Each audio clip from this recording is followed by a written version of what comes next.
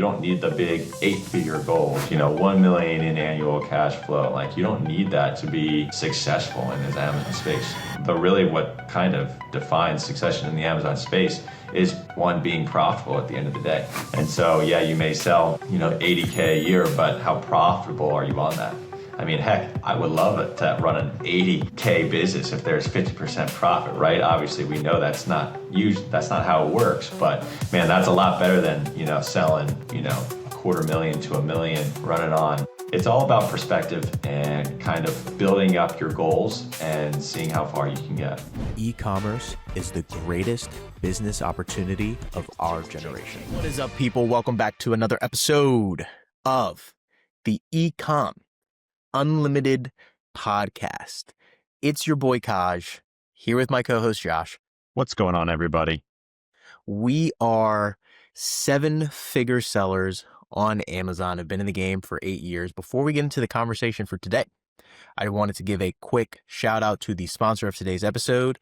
That is SellerSnap. They are our repricer of choice. We've been using them for, I think, maybe 3 or 4 years now. They help you stay in the buy box more, avoid price tanking, and increase your profitability. If you want to get a free trial of SellerSnap, you can use the link that's in the description or use the code Robinson when you sign up for your free trial. And that is also going to get you an additional 10% off your first 3 months. And with that, Josh, what are we going to be talking about today? All right, guys, we are going to do a very quick recap of our history. I am then going to interview Cajua on what it's like to 100% operate pretty much a Amazon business on the daily life. All right. With that being like 100% what he does full time. And then we're going to go into dream mode a little bit. We're going to show you what our dream is and what the potential dream for somebody new who's coming into the Amazon space. So with that being said, we're going to recap our history here. We got 2 years of private label under our belt. We have 2 years of online arbitrage. Then we mixed in 2 years of arbitrage and wholesale. And then the last 2 years we've been in business, we've done a little bit of very little arbitrage, wholesale, and brand direct. Now, starting off on private label wasn't the most profitable for us, I would say.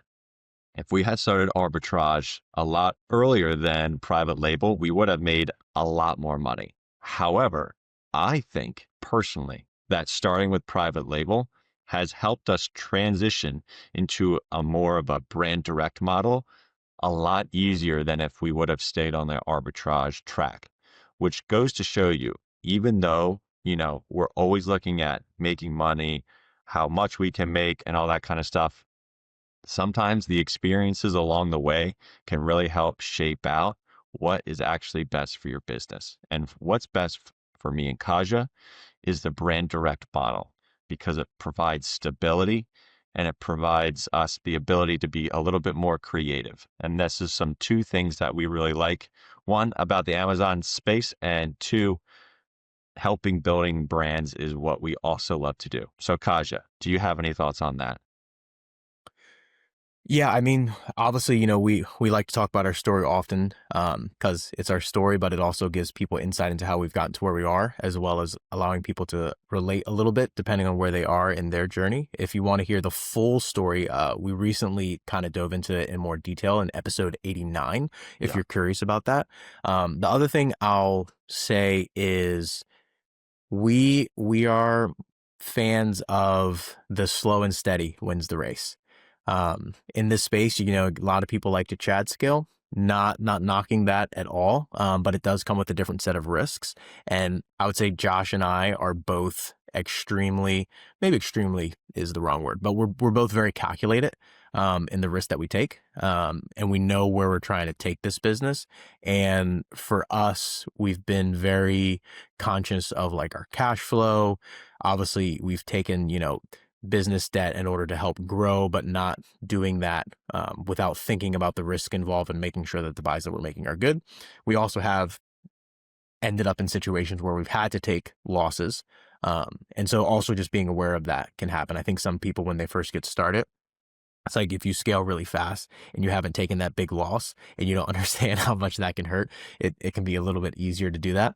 Um, but yeah, I mean that's kind of our story. That's where we're at. And I think that the cool thing is we've transitioned models so many different times that we've essentially built four different businesses.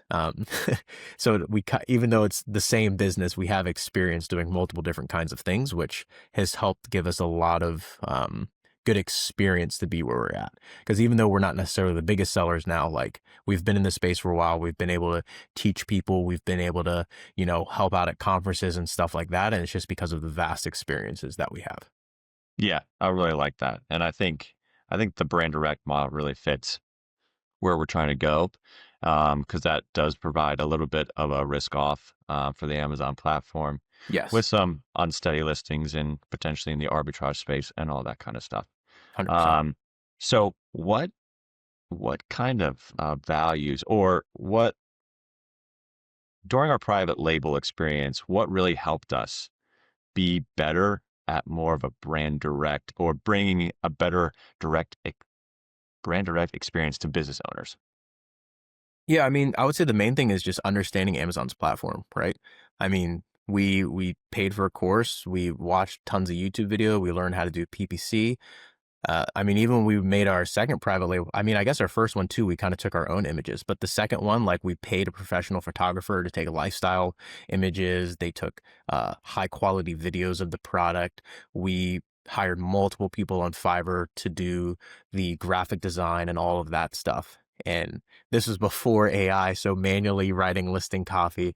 I remember writing on Google Doc, Josh editing, me editing, going back and forth, manually sketching out logos. Like we put in a lot of work to Yeah. build the product, the detail page, and run the PPC.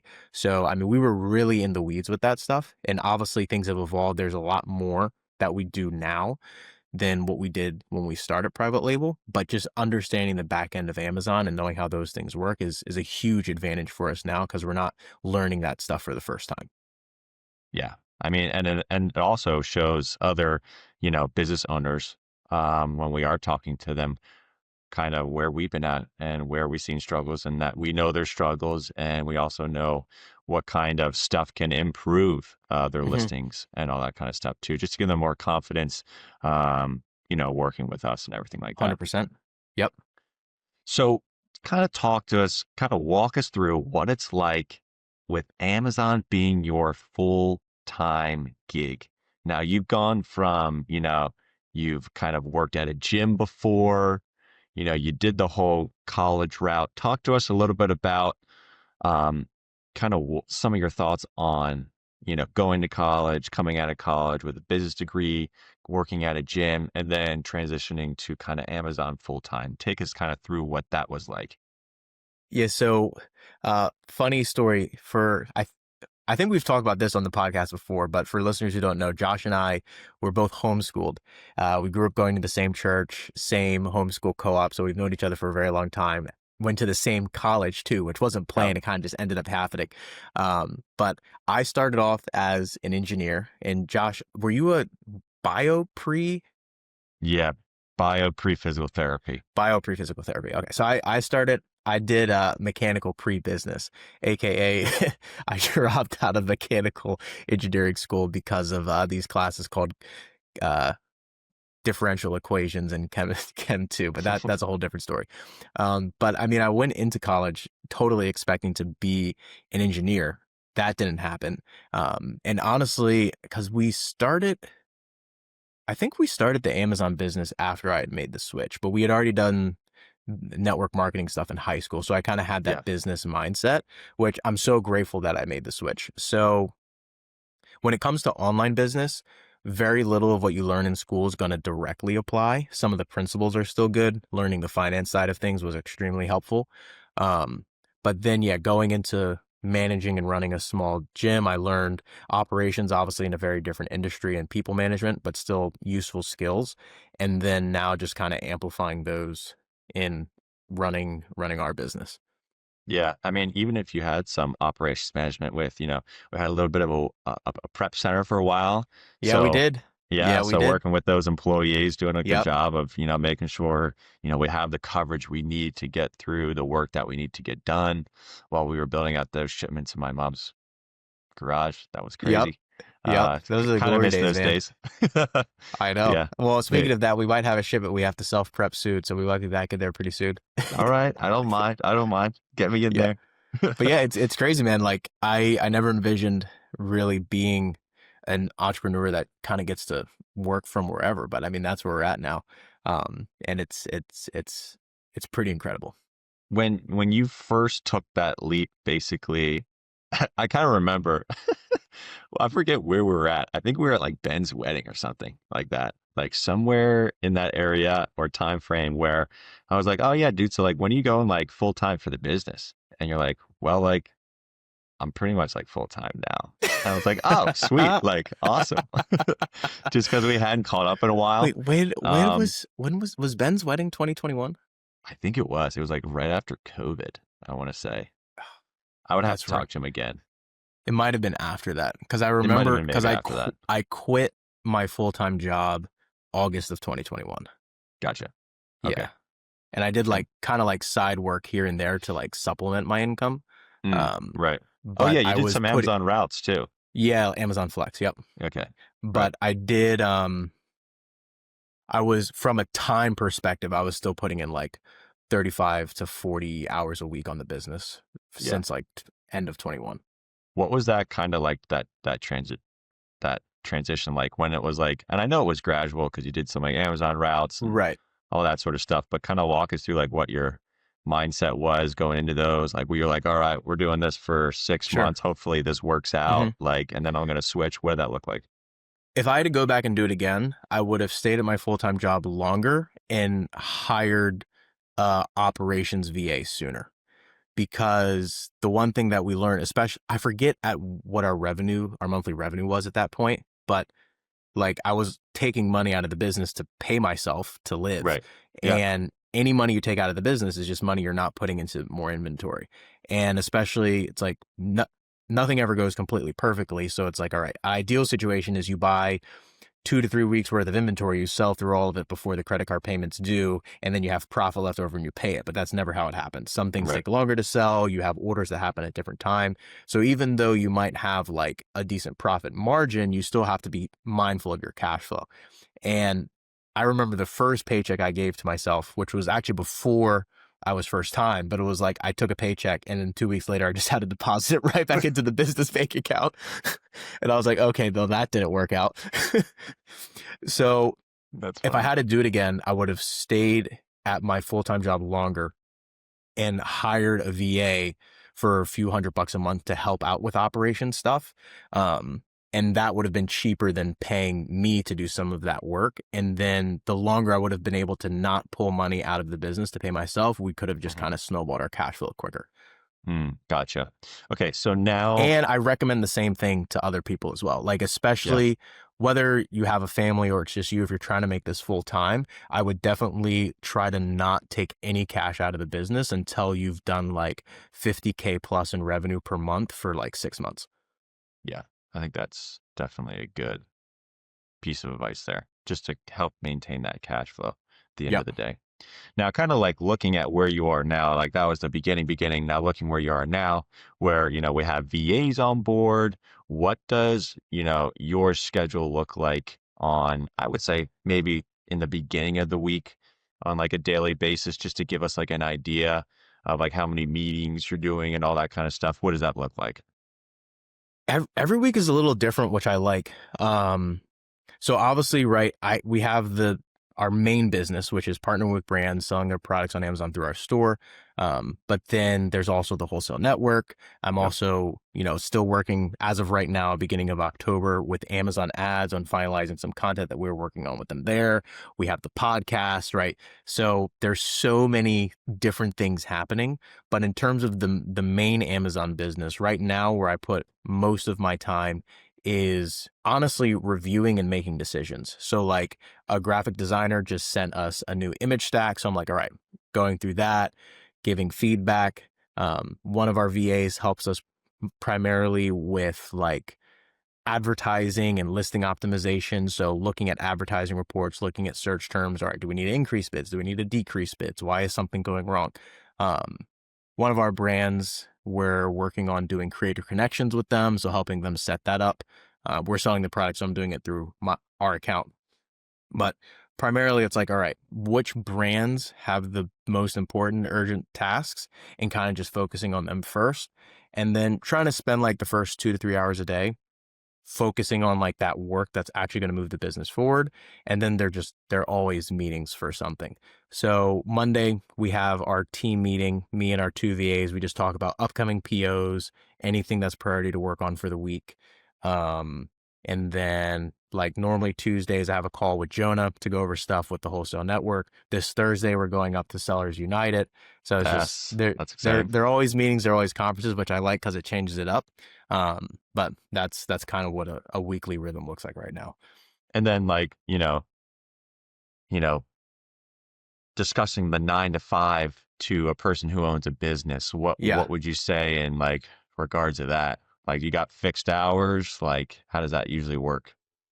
No. And I mean, so for me, like I'm single, so it's much easier to just kind of be in grind mode, right? Which I honestly like for the point of where the business is right now.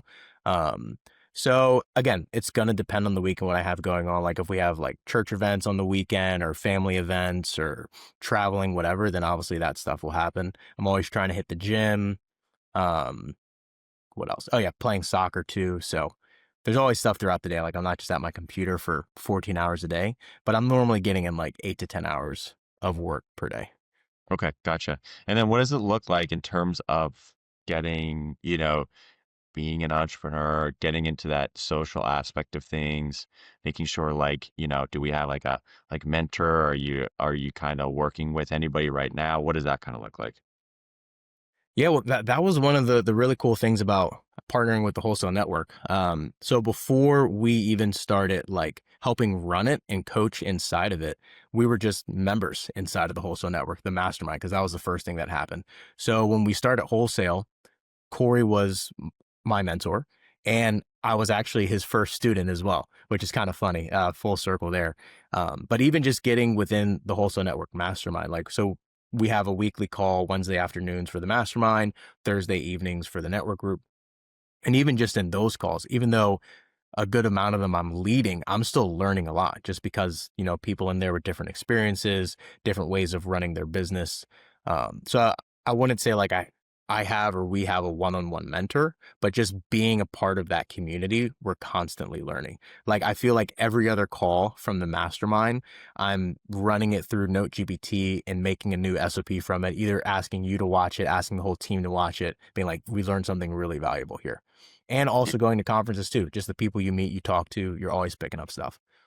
Yeah, I really like that, especially getting into like a community. It's just so important because again, you can really potentially like lose focus of, the goals that you set that you were really kind of working towards at a period of time, and then you hit a lull or something happens, you can get discouraged, you can like decrease effort in a certain area, and then you'll see that in the business where if you're in a community, you can really come together, kind of explain what you're going through and have people help you kind of along the way too, which is just good for moving everything forward.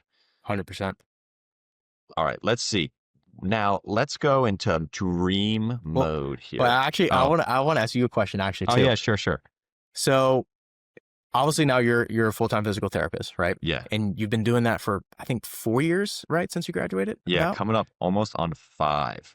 Yeah. So I just want to hear from you and for the listeners, like talk about the difference between the RA grind when we Oh first man. started doing RA Yeah. versus what you're doing now. Yeah.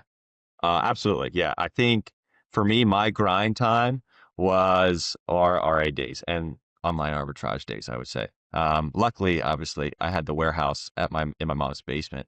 So if I wanted to do something, there was always something to do there. But yeah, that was really interesting. I felt like I was really good at retail arbitrage based off my like eBay yard sale days, kind of understanding what would sell, what was a good price, all that kind of good stuff. So I feel like I really helped the business in that period of time. And man, it was just, I felt like it was nonstop. I remember I remember Jackie, who was one of our friends, she was like, what saw the garage door open and like decided to like drive on up and was like, hey, like, do you like, what else do you do besides like Amazon and, you know, being a Yeah. physical therapist? And I honestly thought for like a good like 5 minutes, I was like, nothing. Like, it was basically just after work, go to Marshall's, grab like $400 worth of stuff, go back to the house and do that, try to do that every Tuesdays and Thursdays. Cause on Mondays and Wednesdays, I work till like 9 o'clock at night. So, or 8 o'clock at night. So it would be really hard for me to get to like Marshall's, but I would even swing by some days just to see if there was anything new. Um, so I remember those days and I was like, and I think it took a little bit of a toll in terms of health size, like gained some weight, all that sort of stuff. I'm actually starting to slim down a little bit now.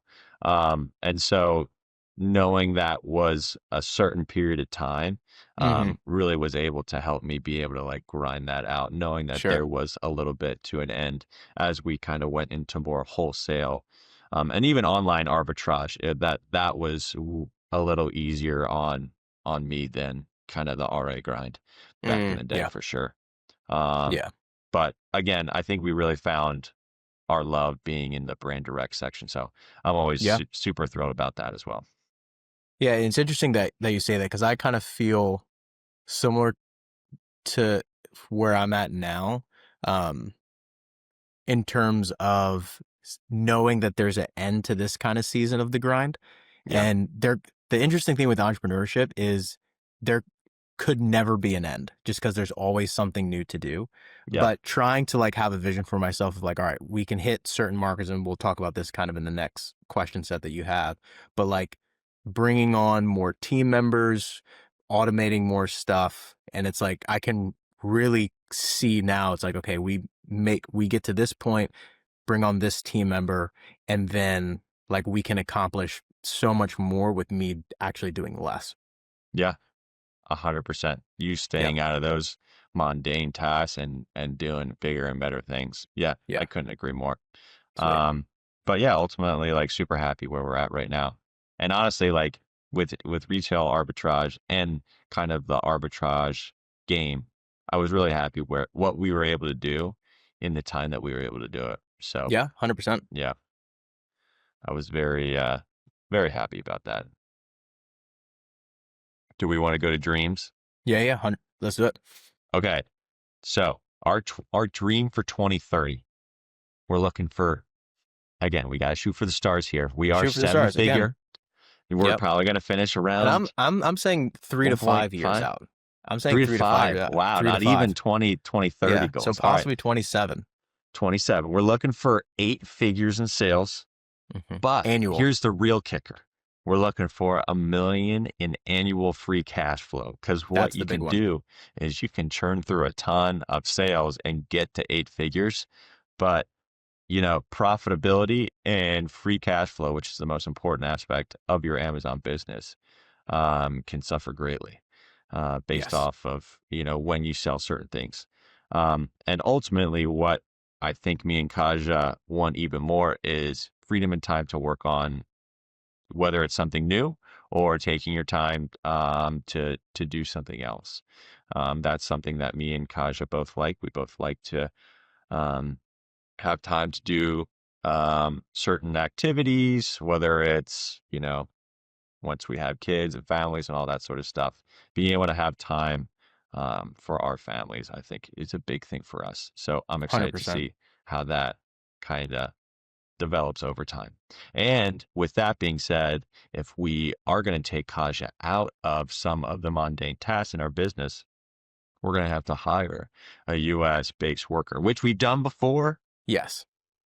But but like we're going to more, try but it this again. would be more like not not just like someone to fill a specific role, but someone who can be an entrepreneur. Yeah. Where it's like, okay, they might not be a person who wants to start their own thing, but they have entrepreneurial tendencies. They can make decisions on their own. They have the correct decision-making framework. They're good at managing relationships with our brand partners too. Not just someone who's like, all right, you're just going to go and look at ads, but like someone who can actually run the business. And that kind of person's also expensive too, to pay them well Yeah. with a good comp package.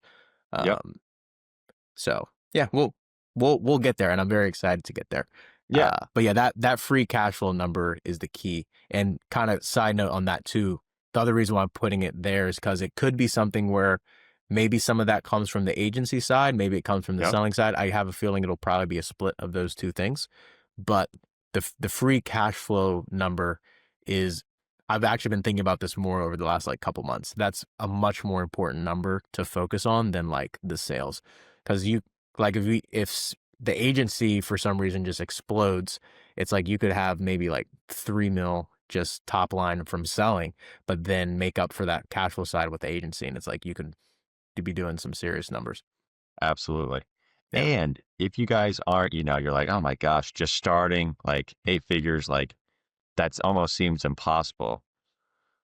Again, that is only for, I mean, we've been at this almost 8+ years, Kaja, Hmm. of Yep. just kind of working through different business models, trying to find the right one that kind of works for us.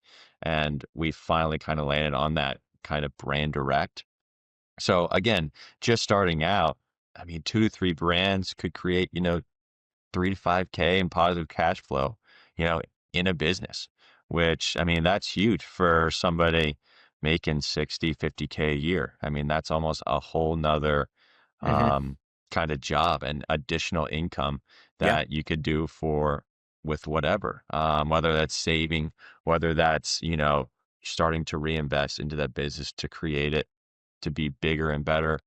And some people only do just have, they're working with 2 to 3 brands and that's what they're comfortable with. And Yeah. that's what they like to do. And that's okay. You don't need the big 8 figure goals, 1 million in annual cash flow. Like you don't need that to be successful in this Amazon space. The really what kind of defines success in the Amazon space is one being profitable at the end of the day. And so, yeah, you may sell 80K a year, but how profitable are you on that? I mean, heck, I would love it to run an 80K business if there's 50% profit, right? Yeah. Obviously, we know that's not how it works, but man, that's a lot better than, selling, 250,000 to 1 million, running on Yeah. five to 3% six margins. percent. Yeah. I mean, that Yeah. could be kind of rough. So Exactly. it's all about perspective and kind of, building up your goals and seeing how far you can get. Yeah. Well said. And again, just to reiterate that, you can work with a couple brands and that's an additional 3K to 5K in free cash flow. Yeah. Obviously, again, depending on the size of the brands, not all brands are created equal. I think people know that, but it really can be that simple. Obviously, Yeah. it's difficult to get a brand. You have to work with them well. You have to have a good pitch. You have to know what you're talking about to be able to get that exclusive. But like, I mean, we have a couple brands. It's like every month, it's just 5K in cash flow, and it's pretty low maintenance. We're Yeah. always looking to grow and improve them, but to maintain where they're at, I mean, I could probably not touch that brand for 3 months straight and nothing would change, Yeah. which is like pretty wild to think about. And so kind of getting to that point and then just adding more brands into that, or even bigger brands, like maybe one brand that just brings in 10K a month in free cash flow. And you do Right. that a couple times and then we're like halfway to our million in free cash flow goal. Obviously, then Yeah. you need more capital to do that. But yeah, you can make it whatever you want. And I think that's one thing that we've tried to talk about consistently on our journey, whether it's the podcast, whether it's on social media. Um, like you don't need to grow super fast. You don't need to go for 7 figures right away. Obviously, if that's a goal, like go all out, shoot for it, be calculated. But if you're just trying to supplement your income and have something that's low, like maybe you work really hard on it for 6 months to a year and then coast for a little bit. Hmm. Obviously, you still have to work to grow because if you just, it's not going to be passive income, not trying to sell that dream, but it Right. can be relatively low maintenance. And it could be a good supplement or replace your full-time income.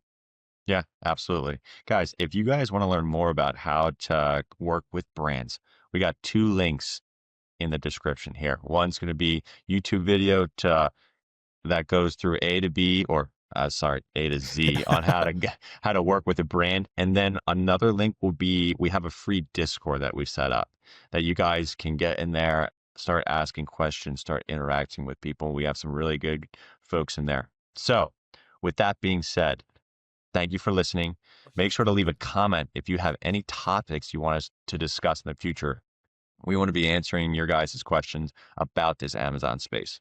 If you're on YouTube, like and subscribe. And if you're on Spotify, follow the podcast so you can stay updated on all of our new content. And we will see you on the next one.